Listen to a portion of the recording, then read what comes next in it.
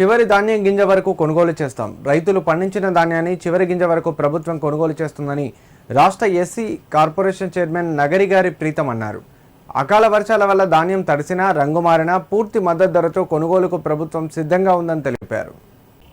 సిద్దిపేట జిల్లా దుబ్బాక వ్యవసాయ మార్కెట్ యార్డులో జరుగుతున్న ధాన్యం కొనుగోళ్లను నియోజకవర్గ Congress incharge Cheruku Srinivasareddy, Dubbaka AMC chairman Kongari Ravi, PSCS vice chairman Kalva నరేష్తో కలిసి ప్రీతం పరిశీలించారు.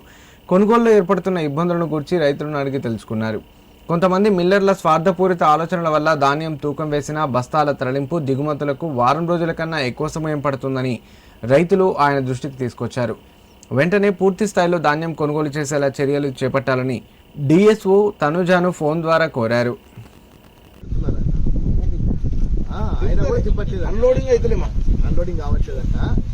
There are particular issues going on here. I just want you to come and examine what are the issues here. So kindly దీన్ని చూసి ఇమ్మీడియట్ గా దీన్ని ఏం చేయగలుగుతామో మీరు చూడాలా డిఎస్ఓ గారు.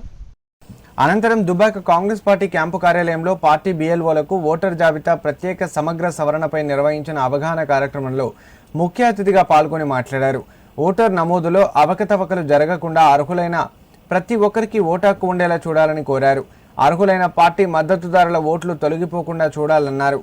ఓటర్ జాబితా సవరణలో బిఎల్ఓల పాత్ర ఎంతో కీలకమని, ఇంటింటికి వెళ్లి ఓటర్ల వివరాలు పరిశీలించి అర్హులైన ప్రతి ఒక్కరి పేరును ఓటర్ జాబితాలో ఉండేలా చూడాలని కోరారు. సమావేశంలో టీపీసీసీ ప్రధాన కార్యదర్శి, Medak parliament in-charge MD Asaduddin, రాష్ట్ర కాంగ్రెస్ నాయకులు Maddula Galreddy, AMC vice chairman Balareddy పాల్గొన్నారు. ఎందుకు జరుగుతుంది అంటే ఒక బూత్ లో 1000 ఓట్లు ఉంటే అందులో 100 ఓట్లు తీసేస్తే ప్రశ్నించేది ఒకటి రానంటే ఆ బూత్ లో నుంచి ఎన్నుకోబడ్డ బిఎల్ఏ మాత్రమే ప్రశ్నించగలుగుతాడు. స్వయాన రాహుల్ గాంధీ వచ్చిన, స్వయాన రేవంత్ రెడ్డి వచ్చిన కుదరదు. ఎలక్షన్ కమిషన్ రూల్స్ ప్రకారము స్వయాన రేవంత్ రెడ్డి వచ్చి చెరుకు శ్రీనివాస్ రెడ్డి గారు మా నాయకులు ఆయన బూత్లో ఆయన ఓటును తొలగించిండ్రు పెట్టండి అన్నా కూడా పెట్టరు. చెరుకు శ్రీనివాస్ రెడ్డి గారు ఏ బూత్లో అయితే ఓటర్ ఉంటాడో ఆ బూత్కి సంబంధించిన బిఎల్ఏ మాత్రమే ఈయనని కాపాడగలుగుతారు. చెరుకు శ్రీనివాస్ రెడ్డి గారు ఉన్నారు, ఆయన బూత్లో బిఎల్ఏని పెట్టుకోలే, బీజేపీ వాడు బిఎల్ఏని పెట్టుకున్నాడు, వాళ్ళకు ఫామ్ రాసి ఇచ్చిండు.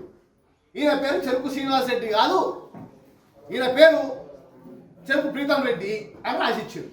అది అబ్జెక్షన్ చెప్పే బిఎల్ఏ లేకపోతే చెరుకు శ్రీనివాస్ రెడ్డి గారి పేరు చెరుకు ప్రీతం రెడ్డి అయిపోతుంది. అంటే ఎంత మనకి ఎటువంటి పరిస్థితులు